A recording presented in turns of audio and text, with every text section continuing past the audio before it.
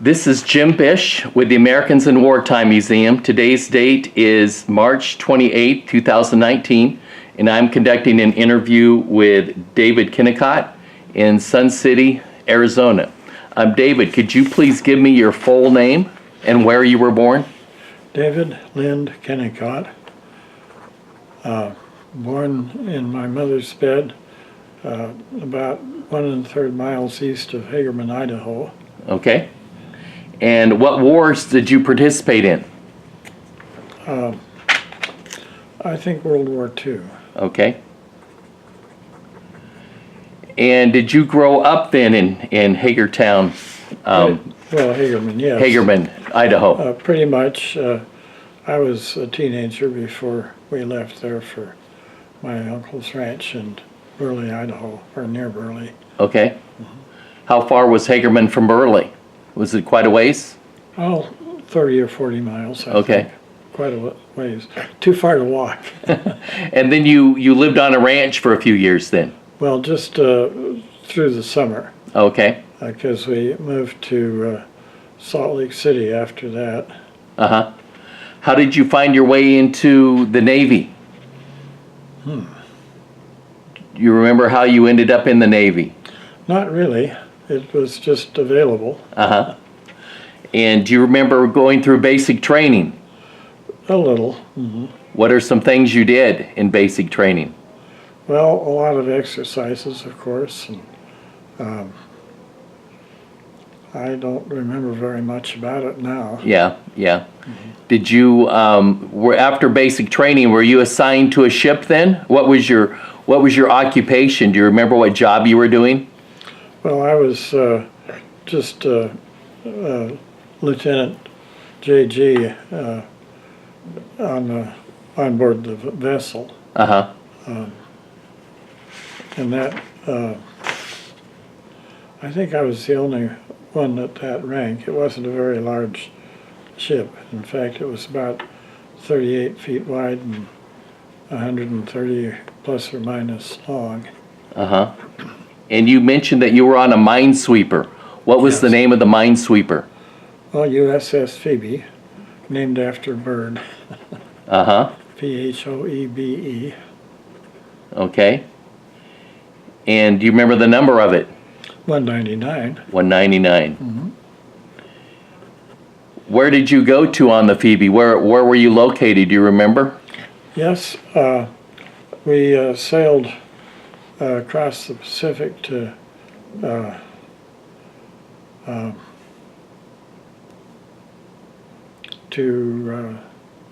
Sasebo, Japan, Uh-huh. and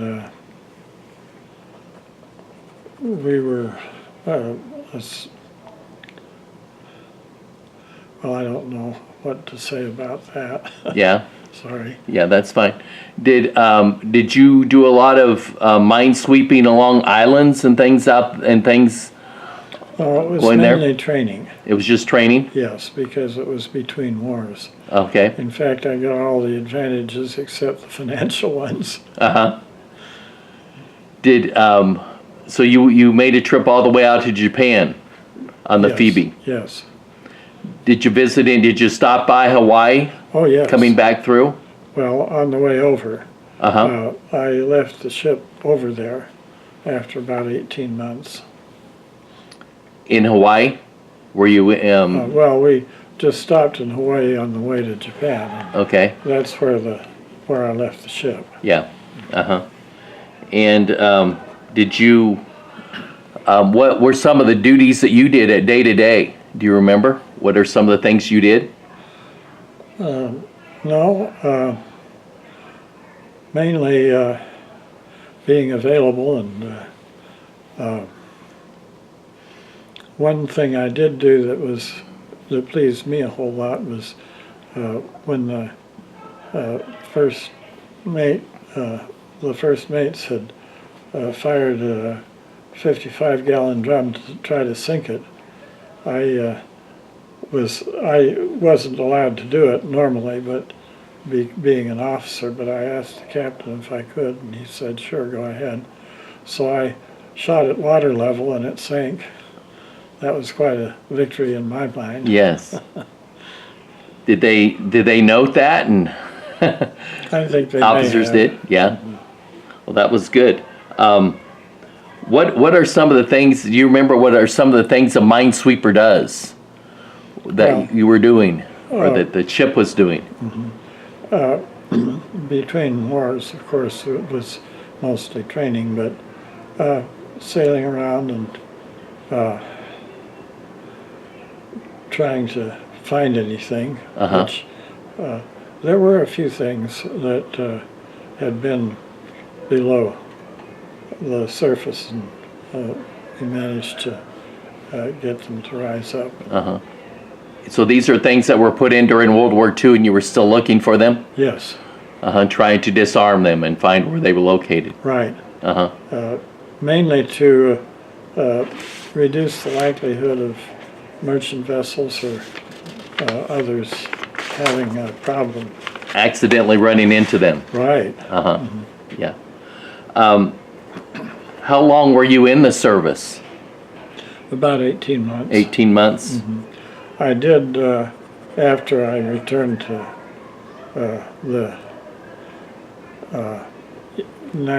United States, I was in for about another year, just to try to, stay in if I needed to. Yeah, yeah. Do you remember where you were stationed at in the United States? Well, I wasn't really stationed. I just lived in the Kansas City area. Okay.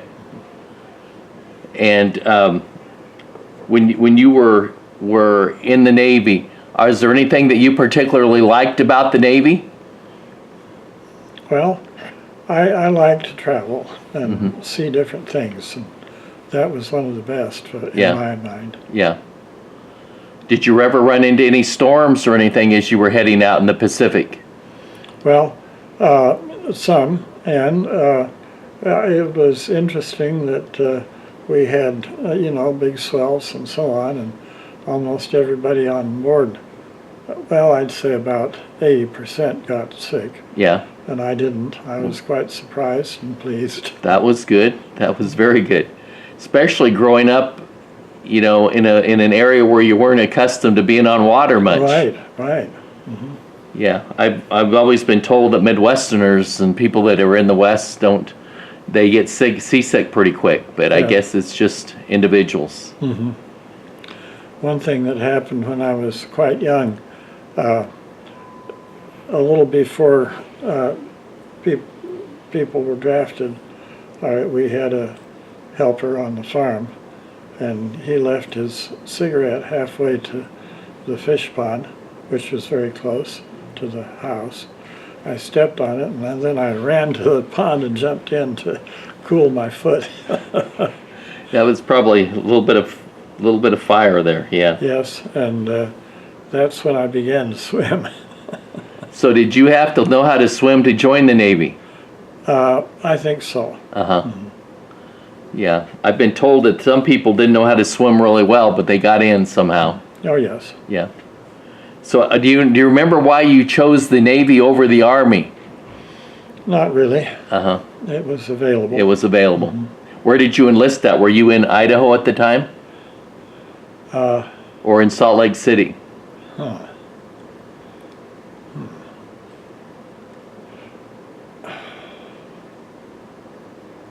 I don't really remember. That's fine. That's I'm fine. sorry. When you got out, what did you do for a main job after you left the Navy? Well, I went back to school and ended up being a mechanical engineer. Okay. Did the Navy help you with that, schooling? Not very much. I think they helped pay some of my tuition. Yeah, and that was good. So you were a mechanical engineer most of your life then? Yes. Okay. That's good. I'm assuming the Navy helped you a little bit with that. Yes. And good. Is anybody else in your family, were they in the armed services? Were they in the military? My dad was in the Army. Okay. He didn't actually get into any battles, but he kind of organized things. And I think it was a big help. And did you have any children? Oh, yes. We have a daughter, well, two daughters. The second one adopted, and our son, David. Uh-huh. Were any of them in the military? Don't think so. Yeah, yeah. Is there any highlights that you can tell while you were in the Navy? Anything that sticks out in your mind that you are proud of? Well, I don't know if I'm proud of it, but as I mentioned, maybe I didn't, but the captain was a drunk, and he only got inebriated when we were ashore. And I'd go down from the second deck when he was asleep, kind of sleeping things off, and stomp on the upper part of the lower deck and wake him up. He didn't like that. That was the, yeah. So he was okay while you were out to sea, though? Yes. Did you go into port very often? Well, not a whole lot. Uh-huh. We didn't have a whole lot to do, actually. Yeah. Yeah. So has your military service benefited you in recent times? Do you remember anything about how your military service may have helped you later in life? Well, I think it Come in. was just part of my past, and I was pleased to do that rather than have, you know, nothing to remember that was fun. Yeah, yeah. Well, is there anything that you want to tell that we haven't gone over? Don't think so. Okay. Well, thank you for your service, David. Oh, Thank you very no much. problem. Thank you for the interview.